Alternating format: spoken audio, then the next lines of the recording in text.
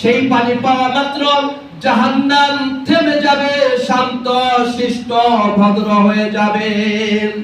এবার ফেরেশতারা বলবে ইয়া রাব্বাল আলামিন, এটা আপনি কিসের পানি দিলেন? এটা কি হাউজে কাউসারের পানি,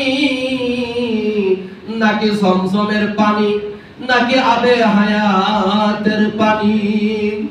আল্লাহ তাআলা বলবেন ও আমার ফেরেশতারা, তোমরা শুনে রেখো, তোমরা শুনে রেখো, এই পানি জমজমের পানি নয়, এই পানি আবে হায়াতের পানি নয়, এই পানি হাউজে কাউসারের পানি নয়, এই পানি হলো আমার গুনাহগার বান্দাদের চোখের পানি।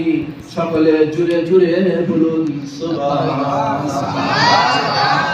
তোমার বুকে রাখো আল্লাহরই ভয়, আসবে না কোনদিন কোনো পরাজয়।